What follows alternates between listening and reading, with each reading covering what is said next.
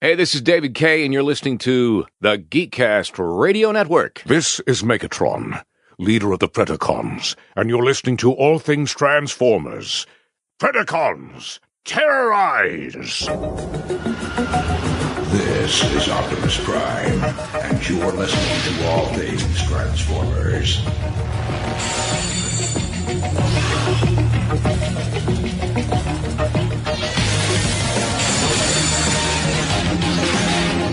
Hello and welcome to All Things Transformers. I'm one of your hosts, Steve Megatron. Joining me on this adventure into the Transformers fandom is TFG1 Mike.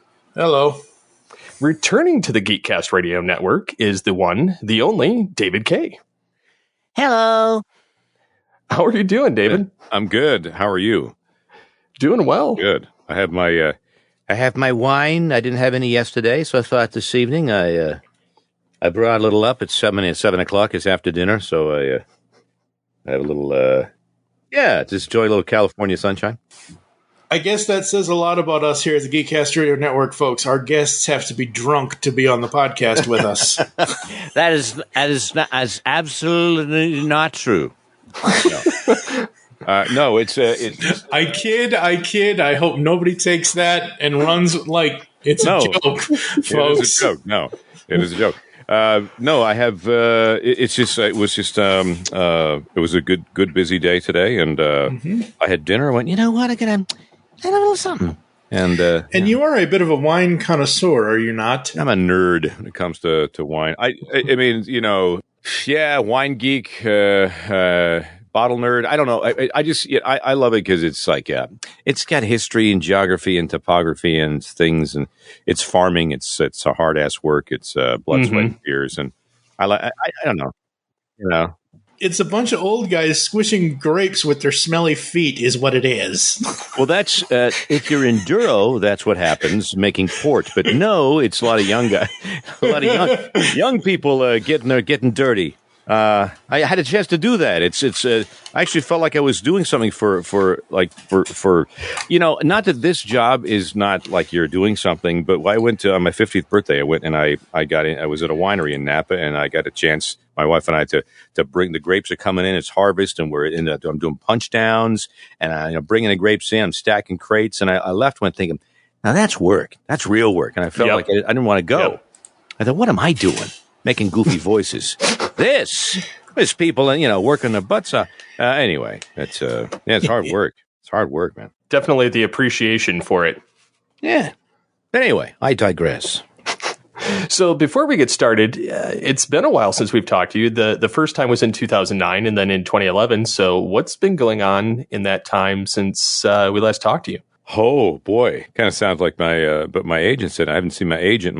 He's retaring, the main agent. I hadn't seen him for 3 years, and we meet at a restaurant. He goes, okay, I want the whole story. So what happened? What's going on? Where are you? What's you're living out here now? What's happening? And so I gave him the whole tour. But yeah, we live in Ventura County now. We moved north of the city of Los Angeles, and I can sleep, and I hear owls and crickets and frogs in the gully as I can see mountains and I can see ocean. I go, oh, God. So, yeah, the great migration during the pandemic where everybody thought, okay, what are we doing? What's important? What's going on? We ended up moving up here and, it feels good. So, yeah, we're a little further north of LA now, and the conventions are coming back. I've done 4 already. Always been, I was always nervous about getting out there and doing them, but everything so far, knock on wood, it's been great. Seen BotCon is back when it was in Nashville, and I met a lot of great people there and friends I haven't seen for quite a long time. A lot of people have beards now and longer hair, which is like, it's kind of scary. I've had a beard since I was 28, and that was back in 2008. So yeah, so since since 2009 and now, there's a lot more little gray hair and some more beards. And younger fans, which is kind of really cool. The parents are now exposing their kids to the Beast Wars. It's amazing, man. I mean, look, who knew? It's been over 25 years, and people, they still want to hear this. What a pleasant surprise. So it's, I'm grateful. The only thing wrong with that button is it has the wrong faction symbol on it. Which one? The new one should have the right one. Really? There's a new one? Oh yeah, yeah. Okay, Because this is the second run. This is actually the symbol was designed. We didn't want to do any crazy copyright stuff. So the new one's designed with the actual Predacon logo, but it's designed by she designs the wooden buttons. And she sells them. Candace? No, not Candace. No. Okay, she's phenomenal talent, and she put a big yes across it. So these are selling really well. Yeah, they're a hit apparently. The first one's a bit of a copyright infringement deal, and we had to put a stop to that. So yeah. Yeah, I just watched that video on your channel. I was like, Steve was like, yeah, that's the wrong faction symbol on that thing. Yeah, what, the new one? I've seen the new one. No, the old one. No, the old one. It had the Decepticon or something. Oh on yeah, it, no, it's that was a mistake. That was old. Somehow went. How did I not catch that? So, that's been corrected. Yeah, it looks very cool now. Mm-hmm. So, can you give us the scoop on what's going on in your world currently, and are there any upcoming projects you're allowed to kind of talk about or reveal? Well, there's one project I cannot talk about, but I was in the studio for it. I was in the studio for the first time 2 days ago. What's today? Thursday? Yesterday, I was in the studio for the first time in 2.5 years. Oh wow! And it's that you walk in, you smell that sort of dusty electronic smell. You go, "Oh my God, I'm home." It's just because my studio smells like home. When you go into the studio, you smell. It smells like this is. It's like if you're an actor and you do stage work, you walk into the theater and you smell that grease paint and that sweat and fear, and you go, "Oh yeah, this is it. I love this." And it was just great to sort of interact with people on the other side of the glass. I really, really miss that. So last thing we were doing before we're all shut down is He-Man, Masters of the Universe, and Battle Cat, and we were having a ball with the whole cast. We're still actually on a text thread. If somebody does something stupid, or we'll text each other. I mean, Freddie Tatashore is on it, Tom Kenny. We're all. We're all still on this. It's such a great cast, and we had to go home after that and did the rest of it on over Zoom and in our home studios. So, but there's Farzar is out there. That's a crazy, way out, like a wacky adventure in space. Not for the faint of heart. Not a family show. Yeah, it's very Ren and Stimpy. Very. The way it pushes every bound. It's further than Ren and Stimpy, man. Yeah, exactly. It pushes every boundary. And that was fun for me to do a sort of a primetime, comedy show. Work with Waco O'Gwyn and Roger Black, and so yeah, that's out there. We've got there's still people talking about Psychonauts 2 and Honey Pepper Ballbeck and Four Crawlers back, and we work with Jack Black on that one, and of course the Ratchet and Clank thing is out. James Arnold Taylor and I actually, speaking of Ratchet and Clank, are finally doing a con together. I can't believe we've actually have not done one together as a duo. Now, I think it's in Pensacola, Florida in February. So that'll be exciting. Yeah.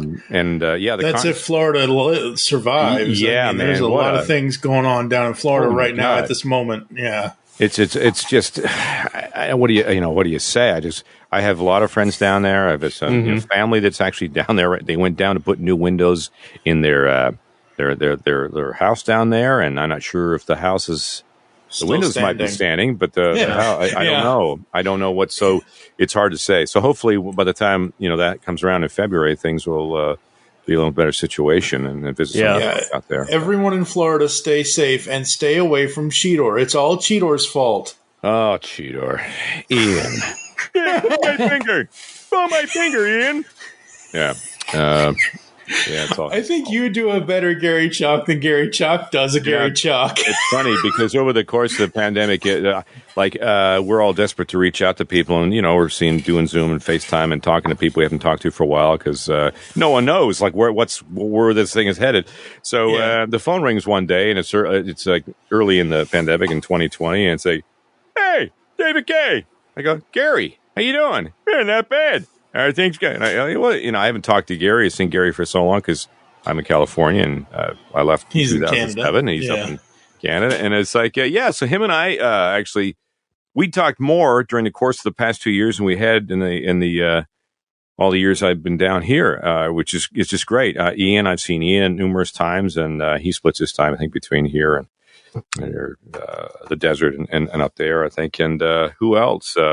Yeah, it really has been in the first convention I'd done in a while, where the Canadian crew that I used to work with were in Dallas, and it was like all home week, and man, we couldn't stop talking and laughing, and it was such a great thing to see everybody that I'd sort of started with and used to hang out with in Vancouver. Some great memories, and yeah, it's like time had never ceased to exist. It was fantastic. But yeah, awesome. We're all still friends. We all still hang when we can. Mm-hmm. Absolutely. All right, we're going to talk about acting for a moment, and obviously acting is the general term for the craft, but we all know that there are differences and different genres of acting, from voiceover to on-camera, whether that's film or television. There's stage acting. What is it about acting that you love the most after all these years of being an actor? Not having to be yourself all the time is number one.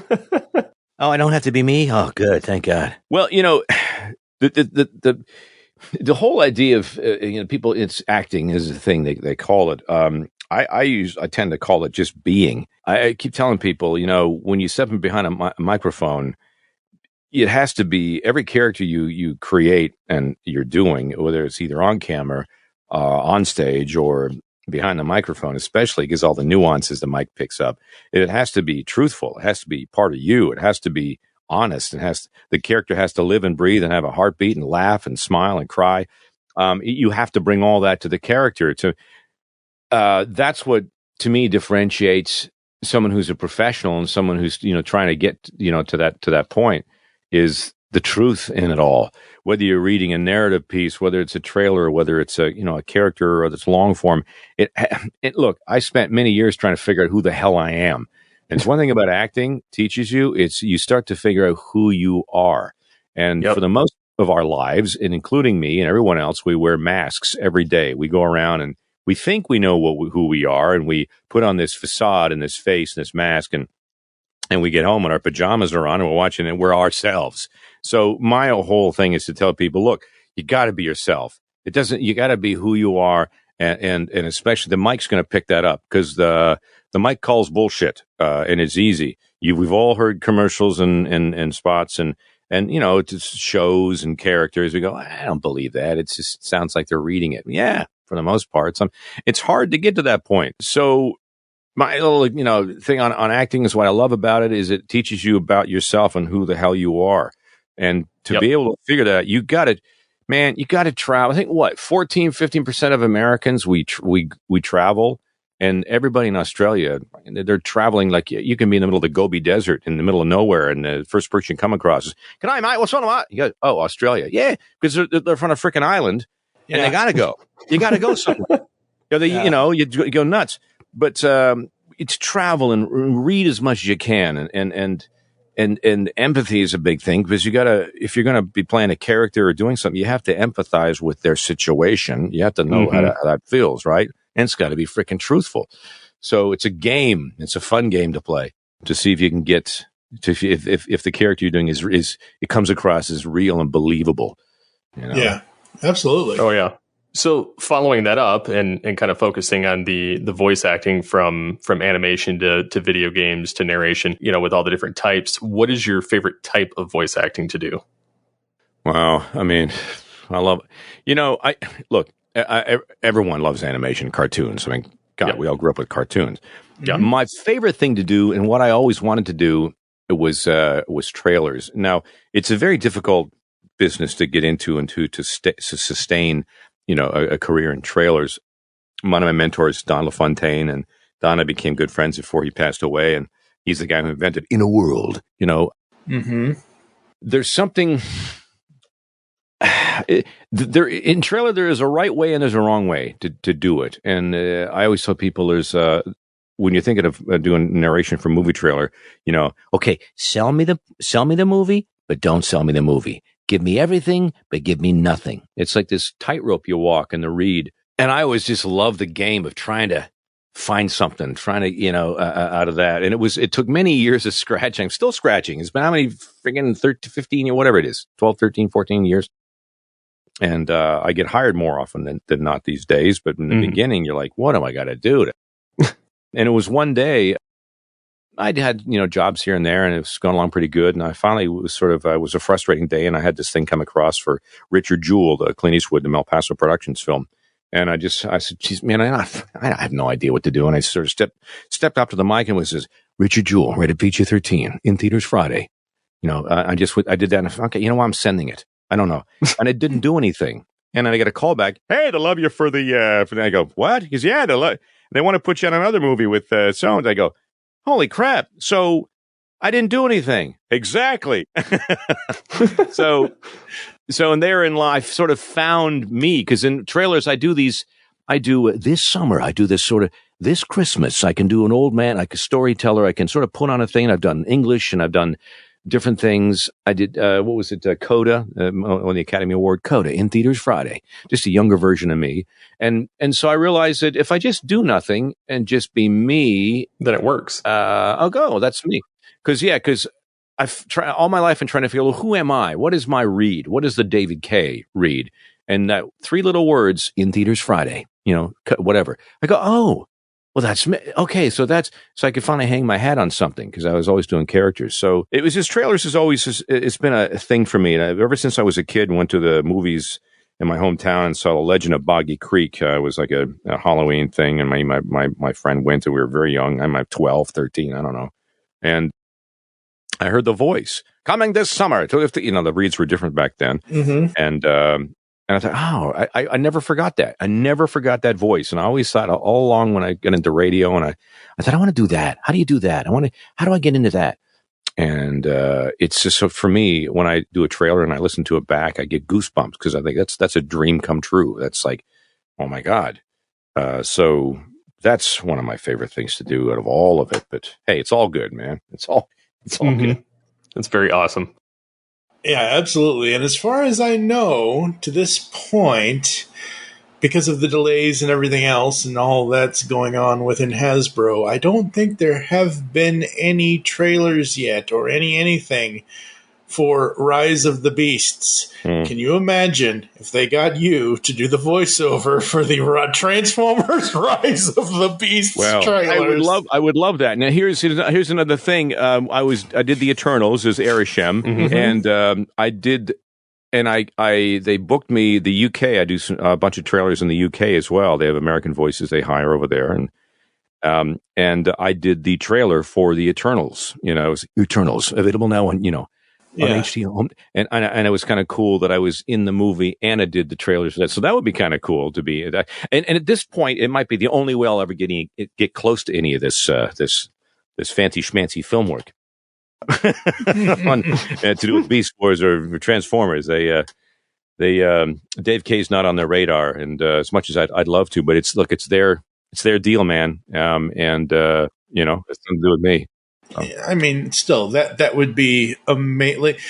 It's awesome. Just like when you hear Don's voice on any classic trailer that Don ever did. It's the same thing. Like, if you, like, Steve and I both, to him a little bit more than me, because he does a facsimile of Megatron. He's probably the best one that does it, but I try. Go ahead. Don't try, do. Yes. Well, welcome to All Things Transformers. Yes. Yeah, it's not bad. Get there. I hear the Sean Connery in there. I hear the. Yeah. I thought you were made of sterner stuff. Oh wow, you're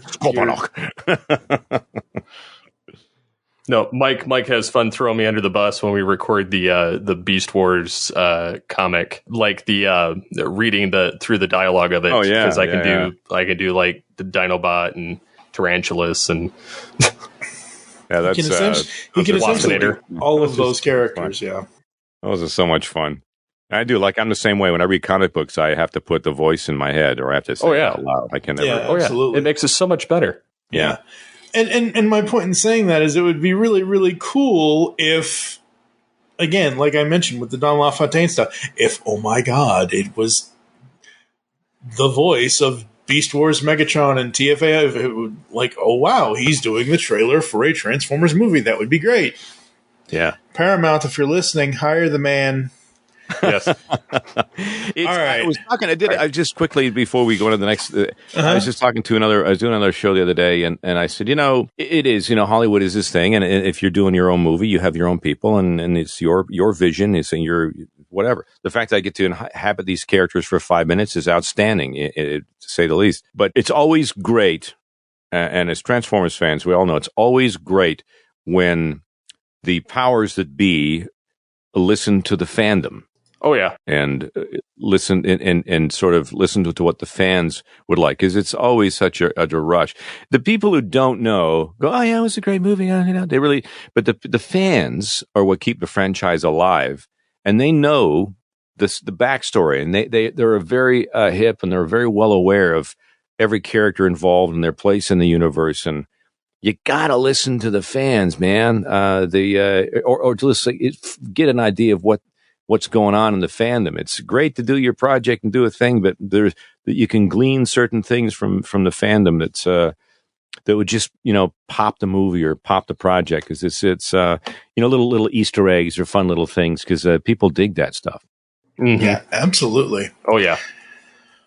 All right, sir. You are, as the next section says, you are now the master of the beasts, because you are now a part of two of the biggest franchises ever in Transformers, with Beast Wars Megatron, TFA Optimus, and more, as well as now being the voice of Cringer / Battlecat in the new CGI He-Man and the Masters of the Universe. What's it like now being a part of two of these long-running franchises? I remember when I was living in Canada and living in Vancouver. Of course, that's where things started with G.I. Joe and stuff. But I remember Michael Donovan and some of the other people I knew, and Scotty McNeil, Gary, I think, they did He-Man up there. I can't remember, was it DIC Animation, DIC, or who was up there? I think New Adventures, I think, was DIC. I don't remember. Must have been, because it was always stood for Done in Canada. I was But I remember, oh man, I wanted to. It'd be so. I kind of arrived too late on the scene to kind of get involved with that. Who knows if I'd ever got a part on it? But I always was disappointed, as it was a series that I remember when I was a young kid. I had, we all had some toys laying around, and I didn't have a ton of those toys. I was into goofy stuff like Tex Avery and Bugs Bunny, and I was into a bit of G.I. Joe, had a couple of the characters and a couple of the Amigo dolls I remember.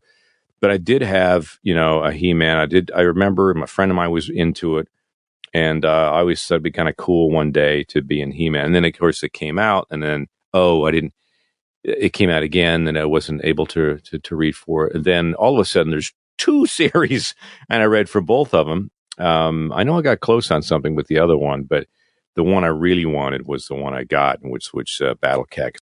That's awesome.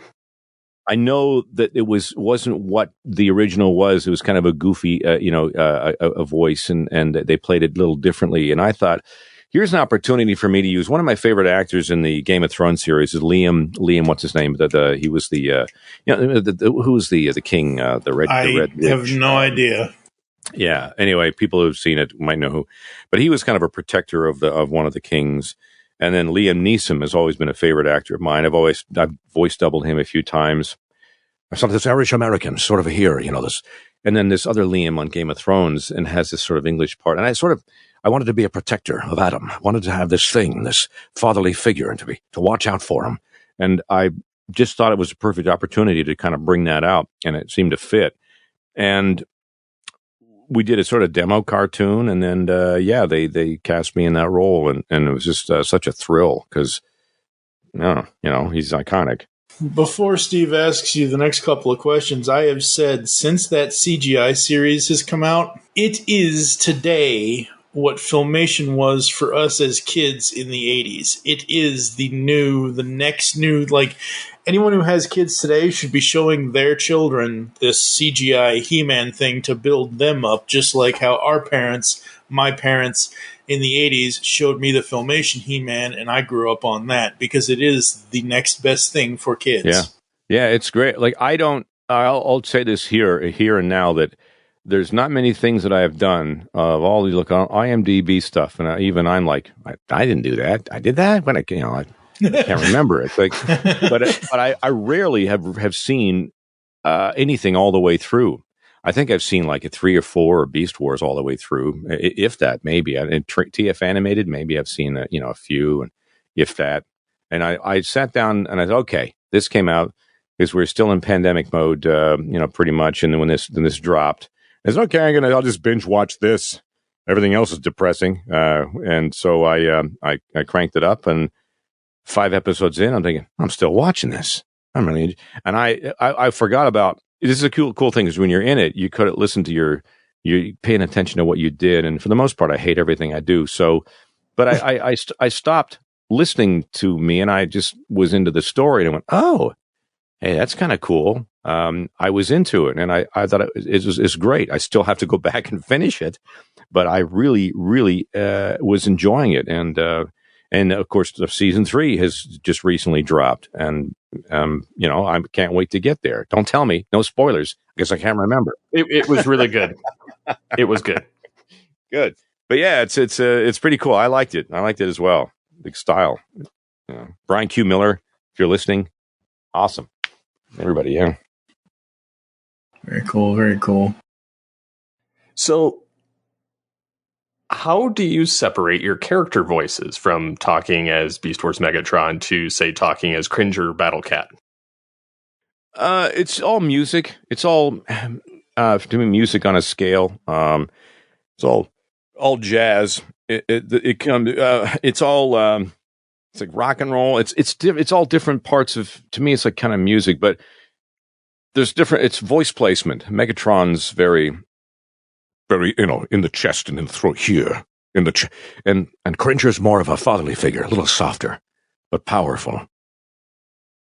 And Sashomer is sort of back in, whatever he is, and then Clank is more like a robot. It's kind of like I envision sort of the voice in different parts of my, from the mouth all the way down to the diaphragm and where it's coming from. It sort of all comes from a different spot, and it is all music. Clank is he's a personality, but he's robotic. We want you to care about him, so we give him sort of a personality. Ratchet, I miss you. We want people to care about him.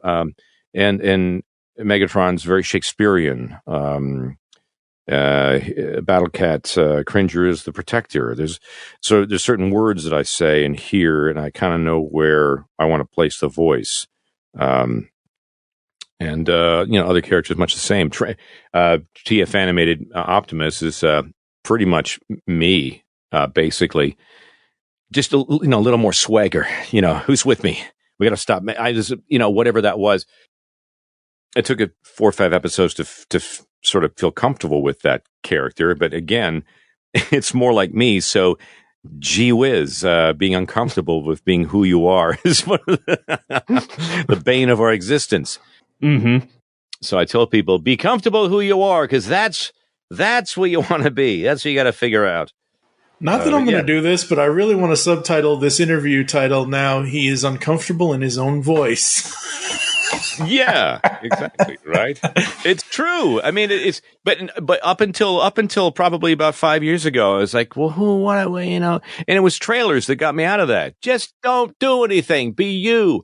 And it's just freeing. Once if you're like 18, stop caring what people think. Put the social media as a pain in the ass. It's yep. Just be yourself, and that's where the magic is. And we're trying to be other people or be this. One of the greatest lessons I learned was from a listener once. I was 17, I think 17 or 18. I was working on the air overnights on the radio station in my hometown, and I was into Letterman at that time, and I really loved Letterman. And I used to do his bits on the air because I didn't know what I was doing. I'm 17. I thought, so what? I'll do a Letterman bit.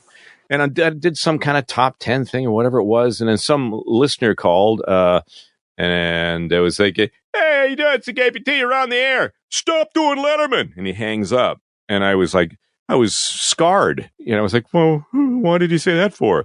But he's right. Whoever that was changed my trajectory of my career, because stop trying to be other people and figure out who you are.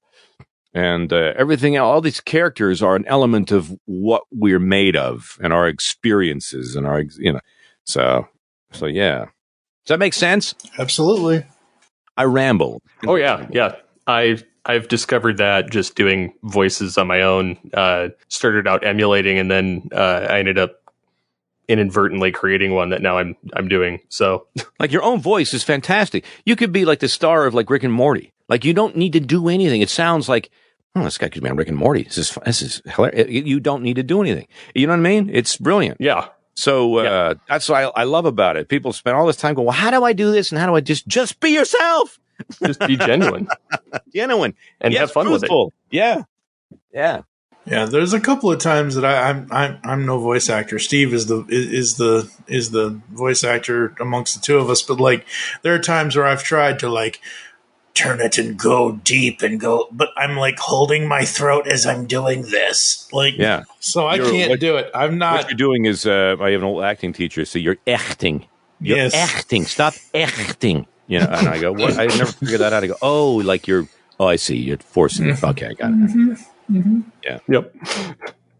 So do you have any particular way that you kind of sort them up in your head so you can call them up much easier? No, it's only like if we're coming back to do a show we haven't done in a while, they'll have reference, obviously audio ref, but it's more like I don't know. It's I kind of place it. If I remember the laugh or a particular phrase when I'm at a convention and I have to do Megatron against how many years has gone by, I always do the phrase like, "Ah, Commander Rattrap, what a pleasant surprise! And I kind of get into it. She'll avail you not. No side guns.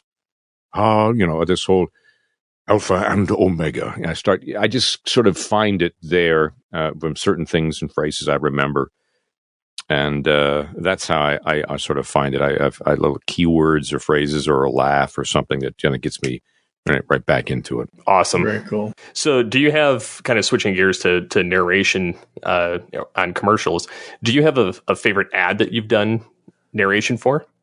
Yeah, well, recently I did work for Fox Sports for the baseball game in Iowa, Field of Dreams, and it was the opening for Field of Dreams, and they did a whole. These guys and girls for Fox Sports write.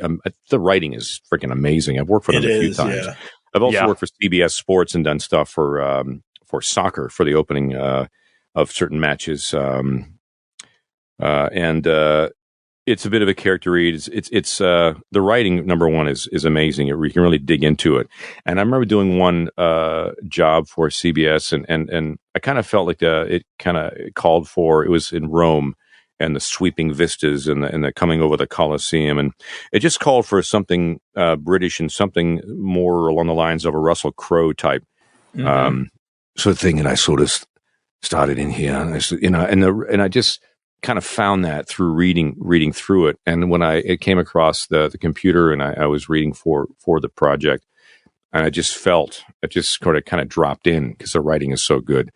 For the Field of Dreams, it took a bit. I was really worked on that one because I knew it had to be truthful because they were looking for. I'd seen the movie. It's still to this day one of my favorite films of all time is Field of Dreams, just because the message about it. And I know. All I could think of is that house in the middle of a very, a big cornfield, nobody around, and there's a big porch, and there's an older guy sitting and he's looking out, after a hard day. He's worked the land for many years, and I thought, okay, there's the guy, and he's talking to maybe his grandson or about baseball, about what it meant to him, and I sort of had that vision, and I went in with that, and I started to find the truth in it. And I would do it a couple of times, and it just doesn't sound, it's not there yet, not there. And I would start to add breaths and nuance, just like we talk as human beings. We sit on when people start to do voiceover and commercial work, there is certainly a time limit. You have 30 or 60 seconds. These, thank goodness, there's not a lot of big time limit. They kind of leave it open. And that means you can be a human being and breathe and have thoughts between a sentence. You know, it's so when you say something like, I don't know, there was a time in my life I thought, you know, you just sort of take a moment. You can live your life for a second and not worry about time constraints, and that just that it just came across. It seemed to work. I don't know. The words are great, and when I listen back to it, it's one of the few things I go, well, that kind of, oh man, I got goosebumps, because you see the visuals, you see a bit of the, you know, the movie that I loved, and then, you know, it's such a story in baseball, such a story part of Americana.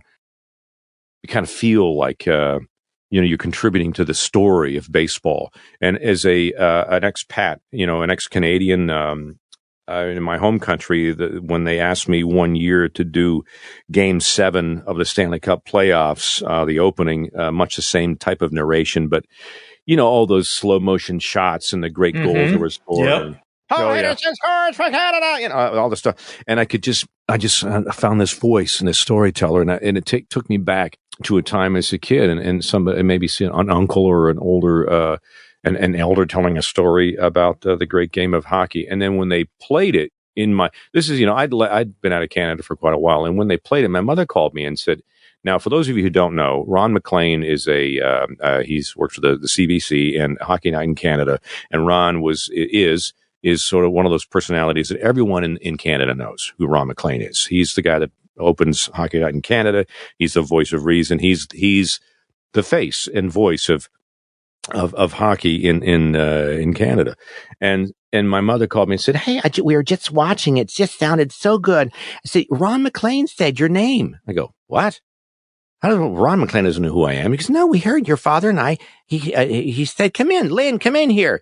He said, you said David's name. And I go, no, he didn't. You know, you think your parents are telling you a story, but what the hell would he say my name for? Who even know? Anyway, so I get a copy of it. And the guy said, oh, yeah. He said, Ron McLean. So he sent me the copy of it, and I played the thing, and the Game 7, Stanley Cup, you know, was this whole thing. And then it ends, and the music and everything else, and then they come out, and there's Ron McLean says, the voice of David Kaye. And I go, holy shit. As an ex-Canadian, you know, as I'm dual citizen, but as a former Canadian citizen, I'm like, I thought, my God, they like what I did. My own country recognized me. That was what That's awesome. I had to leave my country to get recognized by my country. That's crazy. Holy crap. And so in Canada, you know, hockey it's religion, as we know, like baseball is here. And so to be able to narrate the national sports of these two great nations is a thrill, and to give it, you know, depth and nuance and really tell a story was, I love that. I just, those are really important milestones for me. It was those two events.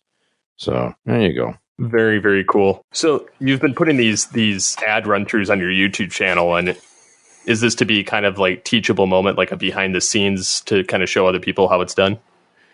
I guess I enjoy them. I'm just no, thank you. And a lot of people do it. It's neat. I never know. I think I always think, well, no one cares, you know, what I do. But and my publicist says, stop it. She says, stop that. This is what you do. This is what, you know, bring joy to people. And because I don't really quite think about it, but I started doing these things because I wanted people to sort of know how it came together and what it looks like, because it's quite for a lot of people, it's kind of a mystery, you know, and I kind of like the idea of it not being a mystery. Yeah. But at the same time, they are teachable moments, because you realize that you know, a lot of people would love to get into voiceover, and God bless them, you know, go for it, go and do it.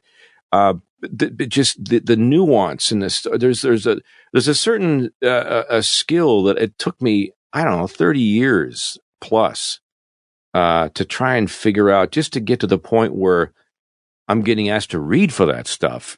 And I don't know, maybe somebody gets something out of it. It's about truth, and so it's a behind the scenes look at what I do. And if it brings people joy, that's great. My relationship with social media is a fractured one. I have a publicist, and she's wonderful, Michelle. She's phenomenal, and she helps me. Let me help you. Help me help you. I said, can you do this? Because I always I go on, I get depressed, and then I don't want to do it anymore. And then I got to do it. Rob Paulson and I had this conversation back, and when was it? Back we're doing Transformers Animated. He's dedicated. It was Ben 10 or something. Omnivorous. Can I believe we're getting paid for this? I mean, it's unbelievable. Like, we're having fun, and they're going to give us money. Are you kidding me? I mean, because I never think about that. I never think about I'm actually getting paid. I go in there and go, oh, right. Right. There's a paycheck after that. I forgot, because you're in there making goofy voices. Can you believe this? It's like, boy, if we fooled somebody, they're going to find out. But it's I don't know, man. It's just such an honor to do. It's a social media thing for me. And Rob said to me, and my point was, Rob said, this whole social media thing, when it was getting going, he said, it's like a job. It's a second job. And I know. And it is. It's like and some people are so good at it, so great at it. And I'm like, oh man, when my day is done, I'm like, I want to binge watch something, or I want to watch. I'm like, look, it's important. Important for you guys, because it's on the, this is what we're doing. But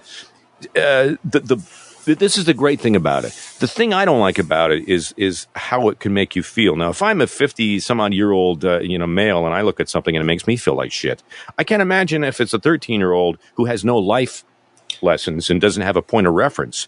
I go, oh, I can see how that can really, F somebody up. Yeah. That's my issue with it. That's where I kind of go, Roger Craig Smith and I have these existential conversations about this, and about we wonder, without it, would the nation be a little, less fractured, a little less, torn apart? And I kind of wonder. I go, yeah, I don't know, maybe so. So it, like the internet, and like the yin, the yang, there's always with the good, the bad. It's good versus evil. It's the same stuff. And so as long as you use it for good, I guess. Absolutely. It's just my take on it, Yeah, no, I agree. I came from the generation that didn't have it. We didn't have it. Neither did. I was born in '80. I mean, I'm not as I'm a little younger, but like, I was born in '80. Steve was born in '86, so we didn't grow up having it either. No, we were still the generation before, when dial-up was fresh. Yeah, oh, God, I remember that. Those stupid AOL chimes. Oh God! It's like an MRI machine. That's what I know. It's doing a special scan. Yeah. I'd rather hear Mimi Driver strangling a cat in GoldenEye. There you go. All you need for an audience. Who's strangling the cat? Strangling a cat.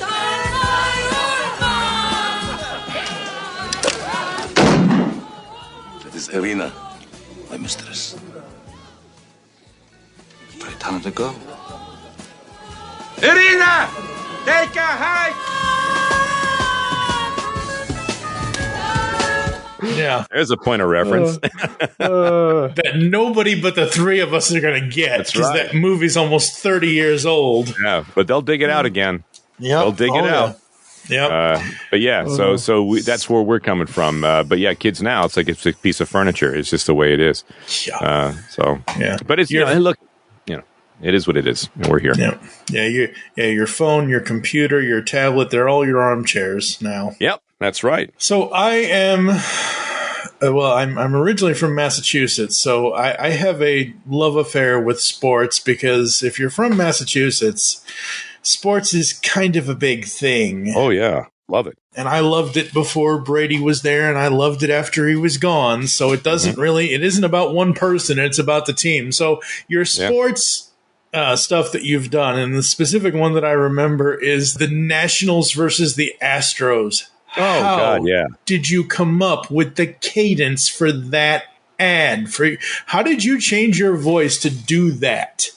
Yeah, which one was that? Now I remember that. I love that one because there's another one, World Series. It was World Series. It was Game 7, I think. That was a huge. What a series that was! Oh my God! Yeah, that was amazing. Because I'm just sort of looking it up here for a second just to remember because it was one of those things again about how important the writing is. Yeah. Oh yeah. And how and I don't know if they realize how good they are. Like I think they do, and I'm sure they do. Yeah. But I really don't know if they realize how bloody good they are at writing that. I'm just looking for. I don't know where they would. If Marcus, my web guys put it, it's somewhere around here. If you can find it, the original one. That was Houston. Yeah, Game 7, man. Damn. Where was it? Because I really love that. I'd love to hear that again. Game 3, World Series. Can you remember the last time the World Series was played in D.C.? You can't, can you? Well, new history is being written, just not with a quill and ink. What a start for the Nationals. The nation's capital is now at the center of the baseball universe. In a city where monuments define our nation, these players look to leave their mark for future generations. Nationals up 2-0. In their path, a group eager to take it back. There it goes. Goodbye. But here they stand, closing in on history in a city that defines it. It's Game 3 of the World Series. That was a hell of a series. It also helps. Look, if you're not into baseball, if you're not into sports, you have to see it, and they want you for the job. You bloody well have to sound like you. This is your life, so that's where the acting comes in. Yeah. You have to. That's where you have to be somebody else and make it truthful. That's the fun of it. And I can't find. If you guys can find it, great. It's buried somewhere. Marcus put it, and don't know where it's gone. But yeah, the cadence. Because I want to hear what you meant by the cadence. And well, it's like you've changed your voice to be something like it's not in a world, but it's similar to that, and it's like, oh my God, brings you when you hear a voice or when you hear something like that. My idea is when I'm reading it is to try and, much like what Don said to us and to me, he says when you hear in a world, you want to be taken out of your world and put into this one because maybe your life is shitty and you don't want to think about that right now. You want to be in a dark room, taken away from yourself and into some other world. And that's exactly where that phrase came from. In a world. Okay, lights are down. You don't want somebody going, in a world. That's going to, oh my God, it snaps you out of it.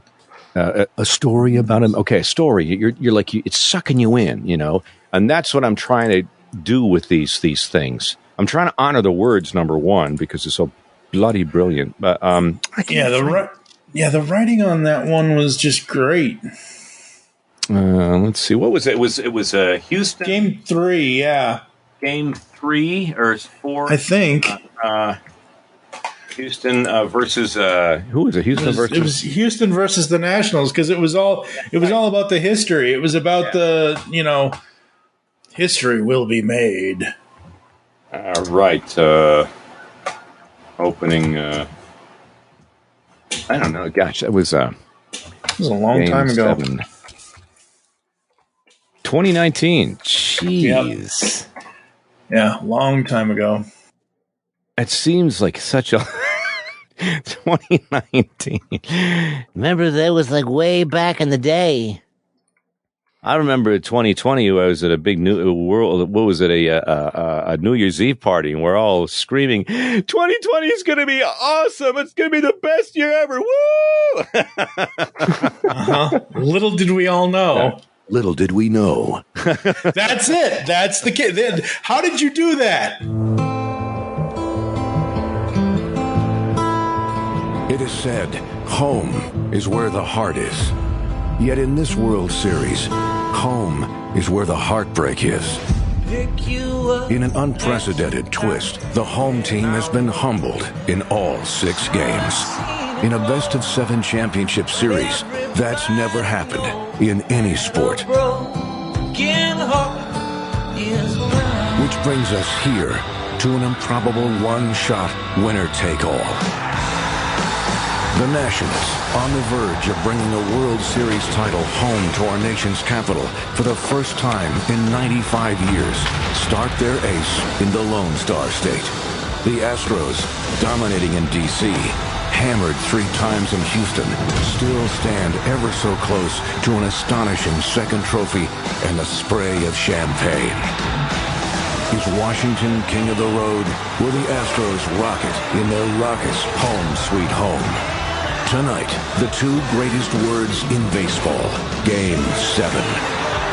What a fall classic. The World Series on Fox.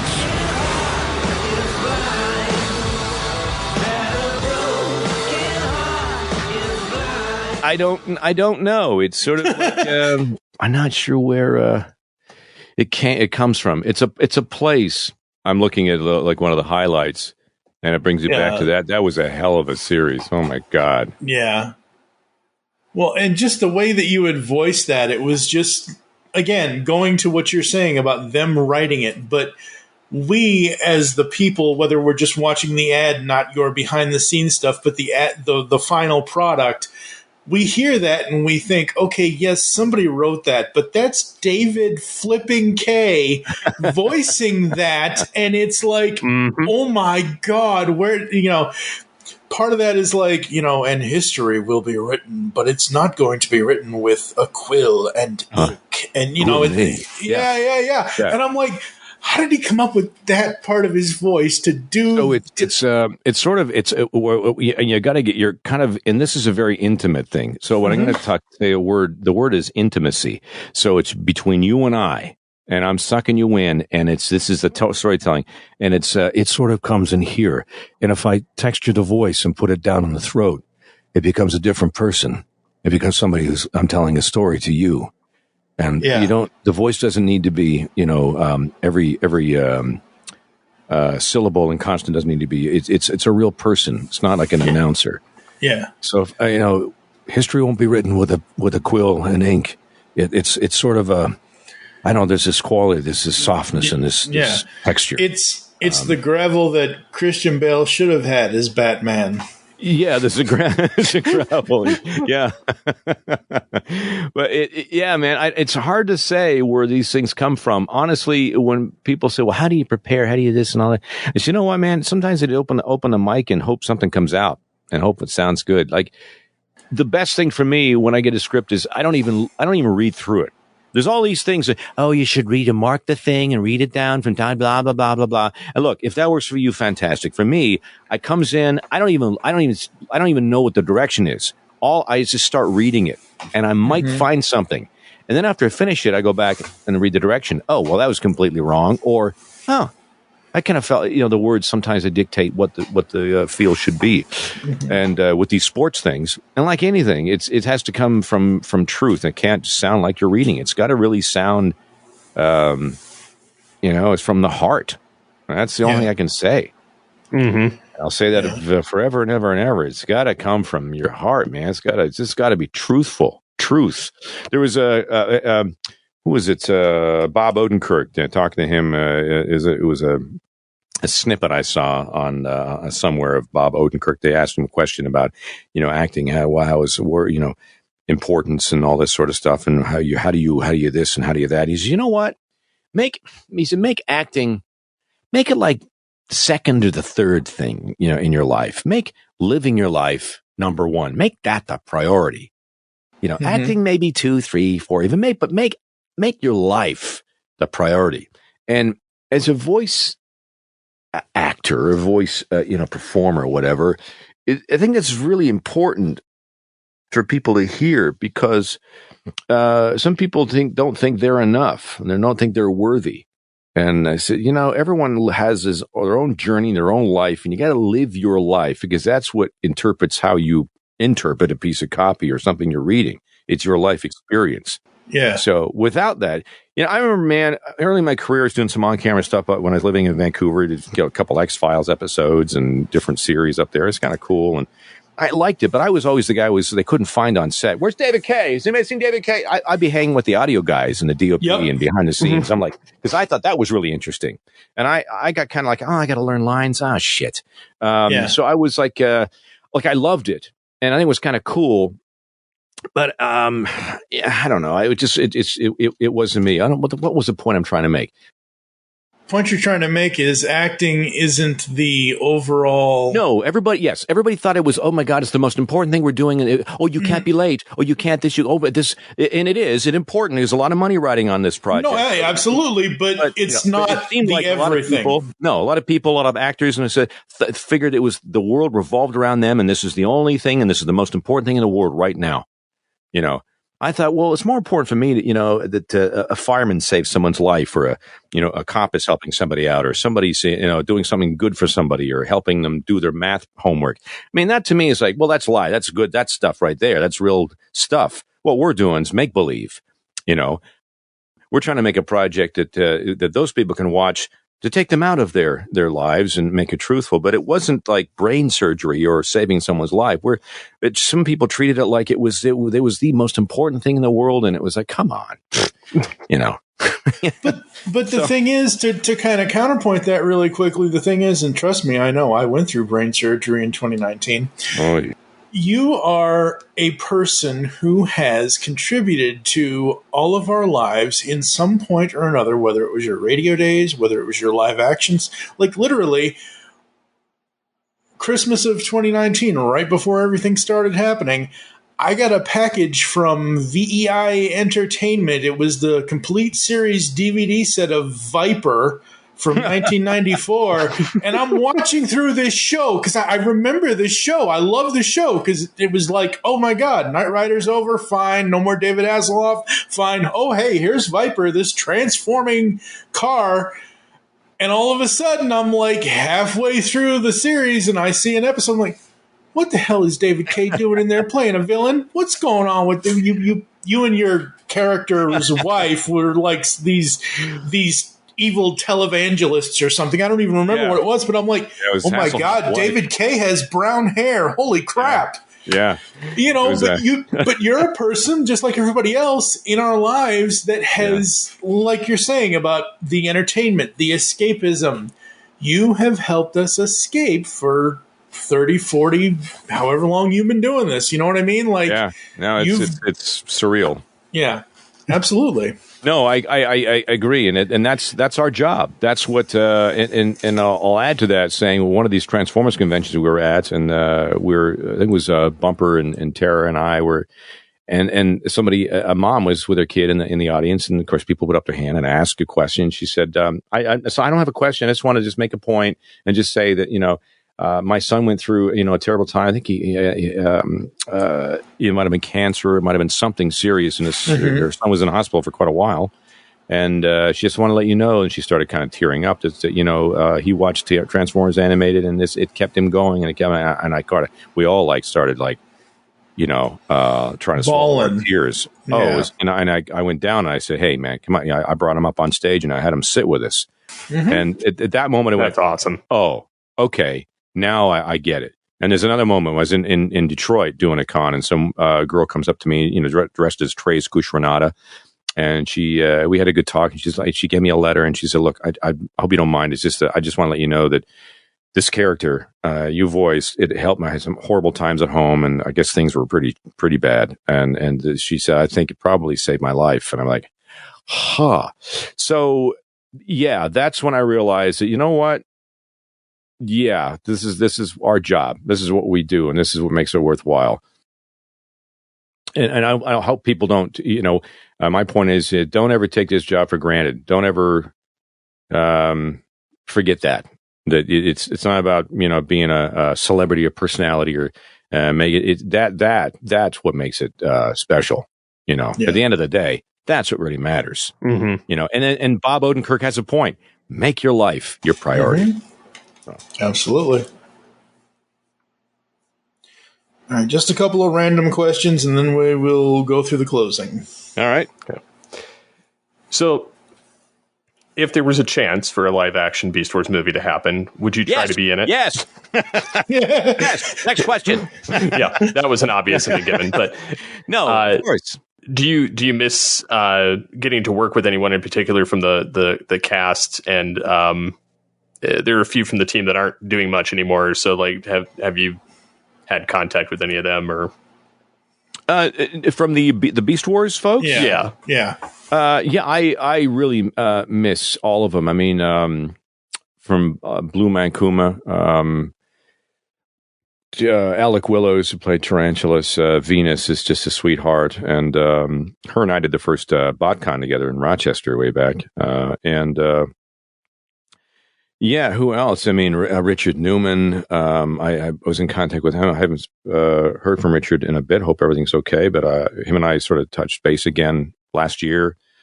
Gary, I talk to all the time. Ian, I talk to all the time. Scotty, I haven't talked to for years. I'm not sure where Scotty is. I think he's still doing his thing. Yeah, we would love to get him on one of these interviews. Yeah, I have no idea. I've lost contact with Scotty, and. I still, the Dobson brothers are all, friends of mine, and Sam Kuth, and the group I used to live in Vancouver with, they're still, still around, and I still see them once in a while. Peter Calamus, they weren't in Beast Wars, but that's that group, of voice actors. Yeah. I don't know. Oh, right. Yeah, I remember it was so weird for me as a 16-year-old hearing Venus as a evil character in Beast Wars. I'm like, what is Princess Lana from Captain? I had a crush on her in Captain and the Game Master. I'm like, wait a minute, what's Princess Lana doing as an evil spider? What's going on here? Anyway. No, and again, all of you people, all of you actors that have contributed to our lives, just thank you, because it's made them better every time. Steve goes through episode, like, I remember, and this is funny, and he's probably going to kill me for saying this. He was at a dentist or a doctor's appointment laying on some x-ray. Oh no, I was doing you were doing plasma. That's I was donating plasma. He was having his blood sucked out of him by a vampire, and he's laying there watching, like, I was like, I'm good. The Agenda Part 1 or something. Yeah. So, damn. But thank you so much. Before we let you go, where can people interact with you online if you would like to give that out? Oh, please, of course. Twitter is where I'm most active, and from time to time I'm on Insta as well. But Twitter at DKVO, DKAYEVO. That's where I'm most active on there. Stuff like what's coming up and little things. There's the website. There's the YouTube channel as well. David Kaye, where you can see all those videos where I've done some of the behind the scenes stuff. You just do a search and it'll be up there. IMDb, which I'm always afraid to look at. I haven't really looked at it for quite a while, but it's there. Oh, so it's funny you mentioned that. As we were doing this, I actually tried to look it up, and I typed it in the way it's supposed to be typed in. And apparently there's more than one David Kaye. And I was like, wait a minute, that doesn't... Kaye. Yeah, he's another Vancouver actor. Yeah. Younger. I used to think he was my son. Yeah, like seriously, I'm looking at your picture that they have and his. I'm like, holy crap! David Kaye had a son that looks like Chris Evans. Wow. All right then. No. Nope. Yeah. Oh yeah. Thank you so much. This has been awesome catching up with you. Yeah, no problem at all. Great questions. It's neat to spend an hour just going over my stuff. But yeah. I really appreciate it. Really appreciate it. I mean, we wanted this to be a little bit more conversational because this is our third time talking to you, and it's like, hey, let's just catch up. Well, we're going to have to do this again. Now I sound like Vin Scully. I do this again, but great day for a poor old, because there's about 5 different projects that you're going to love. A couple of them in particular you're going to freak out over. When I can talk about it, she'll have to have me back next year. Oh, yeah, definitely. All right. Well, We're going to go to a quick ad break, and we're going to come back and close the show after this. Of course, off air, we're going to pound David to figure out what all these new projects are that we won't be able to talk about for a whole year. I know he won't tell us anything, but we'll be right back after this. So, he talked about...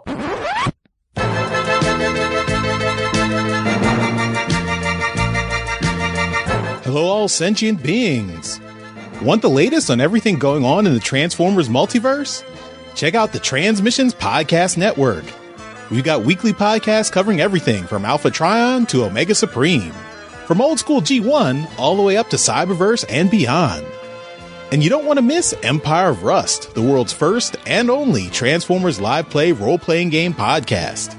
If you love Transformers, there's something for everyone at transmissionspodcast.com.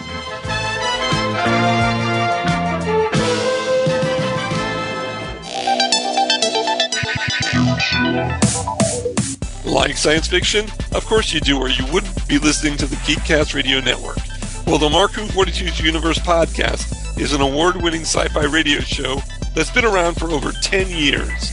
We cover everything from Doctor Who to the MCU to pop culture and everything in between. A new show drops on Tuesday mornings on the GCRN website and all of the major podcast platforms. So listen to the Marku 42's Universe podcast from the universe and beyond. What was that universal greeting again? Never mind, I remember. Ba weep grana, weep nitty bong. Hey guys, it's Rodimus Primal, and be sure to check out my YouTube channel. Join me as I have Transformers discussions, retrospectives, toy reviews, and more. You can also follow me on Twitter at Rodimus Primal, as well as Facebook and Instagram at Rodimus Primal Show. Transform and roll out, and be sure to check out my content till all are one. Last big party of the summer, folks. Let's go out with a bang. Discover a world of vintage and modern toys that's more than meets the eye with the Triple Takeover Toycast. Hosted by toy writers and photographers Toybox Soapbox, 6O, and TF Square 1, this informal and chilled out series of discussions cover everything from vintage Transformers to Mask, Diaclone, Microman, and more, be it nostalgic or current. Whether you're a seasoned collector or a casual robot enthusiast, all are welcome. Triple Takeover Toycast. No side guns. All right, folks, we are back. David Kaye, thank you so much. This has been awesome. You're very welcome. It's been a lot of fun and a neat way to spend an evening and talking about stuff. Mm-hmm. Stuff and things and stuff. Yep. Very much so. Yes. Okay, Waspinator. No, Waspinator does not understand. Well, that's really good. That's where Scott McNeil went. Steve replaced him. That is very good. Very, very good. Yes,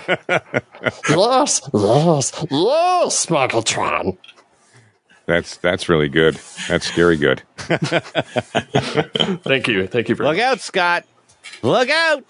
Yeah, absolutely. Waspinator coming for his job. Oh, boy.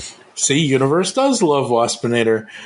All right, folks, you can reach us on the socials at All Things TFV3, at Geekcast Radio. I am at TFG and Mike. Steve, what is your Twitter? At SCP21. And yeah, transform and transcend with us next time here on All Things Transformers. Yay! That is very good. Very, very good. Yes, Megatron. Well, that's really good.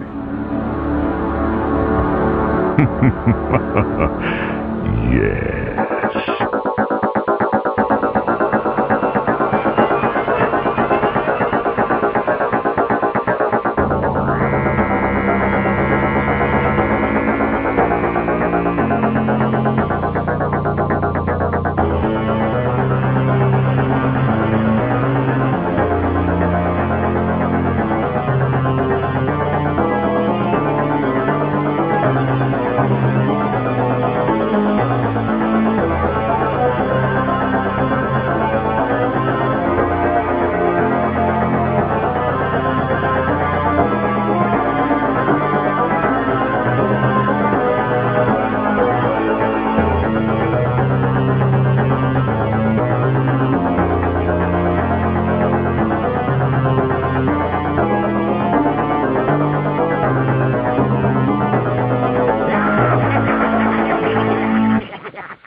I wish to speak to my lawyer.